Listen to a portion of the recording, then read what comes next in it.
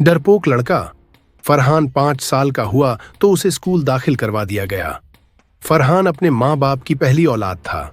फरहान की एक छोटी बहन भी थी जो अभी सिर्फ 2 साल की थी। दोनों भाई बहन अपने माँ बाप के लाडले थे। फरहान स्कूल जाने से इनकार कर रहा था। पहला पूरा हफ्ता फरहान की माँ उसे स्कूल छोड़ने जाती रहीं।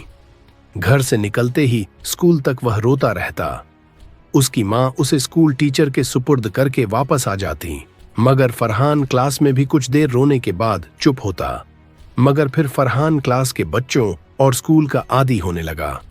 धीरे धीरे फरहान को समझ आ गई कि यह स्कूल भी अब उसकी जिंदगी का हिस्सा है। घर में माँ बाप, छोटी प्यारी सी बहन और स्कूल, फरहान की दुनिया बहुत छोटी सी थी। फरहान को उसके वालिद मोटर बाइक पर स्कूल छोड़ने जाते और वापस घर भी वहीं छोड़ने आते। घर दोपहर का खाना खाकर अपनी दुकान पर चले जाते। यूं दिन गुजरते गए। फरहान अब तीसरी क्लास में था, पढ़ाई में भी अच्छा था। मगर फरहान को फुटबॉल खेलने और टीवी पर फुटबॉल का मैच देखने का बहुत शौक था। टीवी पर फुटबॉल का मैच देखते हुए वह बहुत जज्बाती हो जाता था। फरहान की उम्र भी अब 8 साल की हो गई थी। फरहान एक दिन अपनी मामा से कहने लगा, मामा, अब छोटी को भी स्कूल दाखिल करवा दें, मैं इसे भी अपने साथ ले जाया करूँगा। माँ बोली, बेटा। माँ बोली, बेटा अभी ये छोटी है, अगले साल 5 साल की हो जाएगी तो स्कूल दाखिल करवा देंगे। फरहान अब घर के छोटे छोटे काम भी करने लगा था। मोहल्ले की दुकान से अपने और छोटी के लिए खाने की चीजें खरीद कर ले आता। कभी कभी छोटी मोटी घर की जरूरत का सामान भी माँ फरहान से मंगवा लिया करती थीं। एक दिन फरहान मोहल्ले की दुकान की तरफ जा रहा था तो रास्ते में कुछ शरारती लड़के, जो तादाद में 3 थे और उम्र में तकरीबन फरहान के हमउम्र ही लग रहे थे, उसे तंग करने लगे। फरहान बहुत डर गया। एक लड़के ने फरहान को धक्का दिया तो फरहान जमीन पर गिर गया। फरहान जमीन से उठा तो तीनों ने फरहान से उसके टॉफी छीन ली। फरहान डर कर रोने लगा। एक आदमी जो पास से गुजर रहा था, उसने शरारती लड़कों को डांटा और फरहान को उसके घर की तरफ रवाना कर दिया। घर पहुंचकर फरहान रोने लगा। मामा, मैं अब दुकान पर नहीं जाऊंगा, रास्ते में लड़के मुझे मारते हैं। फरहान ने रोते हुए सारा वाकया अपनी माँ को सुना दिया। माँ बोली, बेटा फरहान, अगर तुम डर गए तो कभी कामयाब नहीं होगे। अगर दूसरों को लगा कि तुम डरपोक हो तो वो तुम्हें नुकसान पहुंचाने की कोशिश करेंगे। फरहान ने रोते हुए अपनी माँ से कहा, माँ, वो 3 थे और मैं अकेला। बेटा ठीक है, मैं यह नहीं कह रही कि लड़ाई करना अच्छी बात है, लेकिन तुम्हें ऐसा जाहिर नहीं करना चाहिए कि तुम डरपोक लड़के हो, वरना वे तुम्हें रोज तंग करेंगे। तुम्हें बहादुरी से हालात का मुकाबला करना चाहिए। माँ ने बड़े प्यार से फरहान को समझाया, उसका मुंह हाथ धुलवाया और खाने को दिया। फरहान ने अब 4थी क्लास भी पास कर ली थी। 5वीं क्लास शुरू हो चुकी थी। एक दिन माँ ने फरहान को मोहल्ले की एक दुकान, जो जरा ज्यादा फासले पर थी, से घर के लिए सामान लाने को कहा। फरहान घर से निकला और दुकान वाले रास्ते पर चल पड़ा। वह गलियों से होता हुआ दुकान की तरफ बढ़ रहा था। यही रास्ता उसके स्कूल की तरफ भी जाता था। दोपहर का वक्त था और गर्मी भी कुछ ज्यादा थी। फरहान जैसे ही दुकान वाली गली में मुड़ा, वह गली काफी लंबी थी। अभी वह थोड़ा ही आगे बढ़ा था कि एक छोटी गली से एक कुत्ता निकलकर उसके सामने आ गया। फरहान आगे बढ़ने लगा तो कुत्ता उसे देखकर जोर जोर से भौंकने लगा। फरहान बहुत डर गया। कुत्ता उसकी तरफ बढ़ा तो डर के मारे फरहान पीछे की तरफ भागा। वह बुरी तरह घबरा गया था। कुत्ता भी उसके पीछे दौड़ा। डर की वजह से फरहान चीखने लगा। यह शोर सुनकर एक बड़ा लड़का उधर से निकला। उसने कुत्ते को डराकर भगा दिया। फिर उसने फरहान को जमीन से उठाया और उसे घर की तरफ रवाना कर दिया। फरहान डर की वजह से दुकान से वह चीज भी नहीं ले पाया जो उसे लाने के लिए भेजा गया था।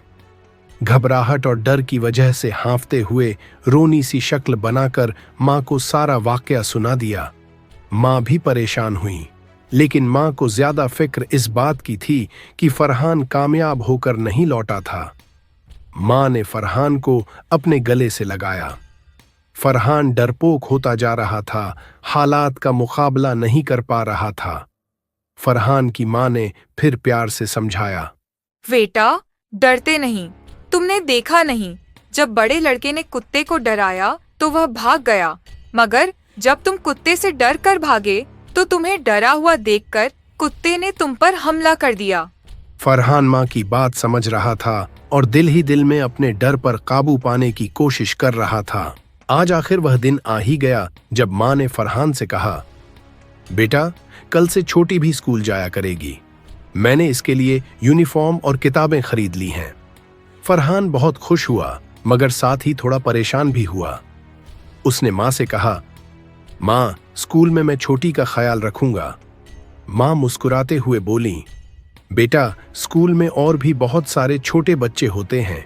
टीचर्स बच्चों को पढ़ाती भी हैं और अच्छी तरह से उनकी तरबियत भी करती हैं। सब बच्चे यूं ही सीख जाते हैं। अगले दिन फरहान छोटी को साथ लेकर मामा और बाबा के साथ मोटर बाइक पर स्कूल जा रहा था। फरहान को इस बात की खुशी थी कि छोटी ने स्कूल जाने के लिए जिद नहीं की, बल्कि आसानी से तैयार हो गई थी। जल्दी ही वह खुशी खुशी स्कूल जाने लगी, और दूसरा यह कि उसका बड़ा भाई भी तो उसके साथ होता था। छुट्टी के वक्त दोनों स्कूल के गेट पर खड़े हो जाते। उनके वालिद साहब आते, दोनों को लेकर घर जाते और खाना खाकर अपनी दुकान पर चले जाते। अब फरहान 5वीं क्लास में पढ़ रहा था। फरहान स्कूल की फुटबॉल टीम में शामिल था। वह टीम का एक अच्छा खिलाड़ी था और बहुत जोर से फुटबॉल को किक मारता था। कोई भी फरहान की लगाई हुई किक को नहीं रोक सकता था। इसी तरह पूरी टीम में सबसे ज्यादा गोल करने का रिकॉर्ड फरहान के पास था। यह गर्मियों का दिन था जब फरहान और छोटी स्कूल की छुट्टी के बाद स्कूल गेट के बाहर अपने वालिद साहब का इंतजार कर रहे थे। आज तकरीबन 20 मिनट ज्यादा गुजर गए, मगर उनके वालिद साहब लेने नहीं पहुंचे। उनके वालिद साहब कभी लेट नहीं होते थे। फरहान का घर ज्यादा दूर नहीं था, लेकिन वह कभी भी खुद घर वापस नहीं गए थे। घर में फरहान की मां भी कुछ परेशान हो गई कि अब तक सब घर क्यों नहीं पहुंचे। मां ने फरहान के पापा को फोन किया तो पता चला कि उनकी बाइक का टायर फट गया था और दूसरा, रास्ते में बहुत ज्यादा भीड़ थी। पापा ने फोन पर बताया कि उन्हें अभी कुछ वक्त और लगेगा। यह सुनकर मां और ज्यादा परेशान हो गईं और पैदल ही स्कूल की तरफ बच्चों को लेने के लिए चल पड़ी। उधर फरहान छोटी को लेकर घर की तरफ आ रहा था। वह फिर उसी लंबी और वीरान गली से गुजर रहा था जहां आमतौर पर लोगों की आवाजाही कम ही होती थी। आज गर्मी भी कुछ ज्यादा थी। इस लंबी गली के बाद फरहान के घर वाली गली शुरू हो जाती थी। फरहान और छोटी जब जरा आगे पहुंचे तो एक छोटी गली से 2 कुत्ते निकलकर उनके रास्ते में आ गए। छोटी अपने भाई से आगे आगे बड़ी बेफिक्री से चल रही थी। फरहान ने जब उन 2 कुत्तों को देखा तो परेशान हो गया। उसने चारों तरफ देखा, मगर उसे कोई दूसरा नजर नहीं आया। उसके साथ सिर्फ उसकी छोटी बहन थी जो उसकी जिम्मेदारी थी। कुत्ते उन्हें देखकर जोर जोर से भौंकने लगे। फरहान ने जल्दी से छोटी को अपने पीछे कर लिया, मगर आज वह अपने डर का इजहार नहीं कर रहा था। कुत्ते भौंकते हुए उनकी तरफ बढ़ने लगे। फरहान के पीछे ही एक कार खड़ी थी। दोनों कुत्तों में से एक जोर से भौंकता हुआ आगे बढ़ा। फरहान को गली में पड़े 2 पत्थर नजर आए, मगर कुत्ते ने उसे इतना वक्त नहीं दिया। फरहान ने पूरी ताकत से कुत्ते को किक मारी जो कुत्ते के मुंह और गर्दन पर लगी। कुत्ता दर्द की वजह से थोड़ा पीछे हटकर भौंकने लगा।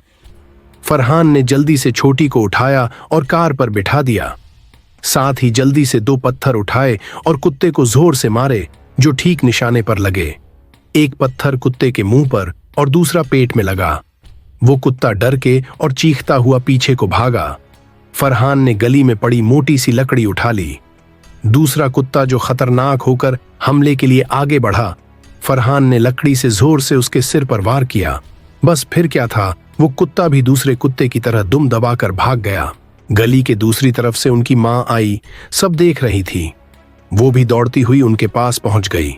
माँ बहुत परेशानी के आलम में थी। ये सब देखकर उसकी आंखों में आंसू आ गए। उसने ये सब दूर से देखा था। उसके आंसुओं में बहुत से आंसू खुशी के भी थे। उसका बेटा फरहान डरपोक नहीं था। जब उस पर जिम्मेदारी पड़ी तो उसने बड़ी बहादुरी से मुश्किल का सामना किया और अपनी छोटी बहन की हिफाजत की। माँ ने दोनों बच्चों को सीने से लगाया, प्यार किया और लेकर घर की तरफ चल पड़ी। अभी वो लोग चंद कदम ही चले थे कि उनके वालिद साहब भी बाइक पर वहां पहुंच गए। माँ ने सारा वाकया फरहान के वालिद को सुनाया। वो भी बहुत खुश हुए और बोले, फरहान बेटा, तुम्हें अकेले स्कूल से नहीं आना चाहिए था। माँ बोली, आप ठीक कह रहे हैं, मगर आज हमको पता चल गया हमारा बेटा फरहान डरपोक नहीं है, बहुत बहादुर है।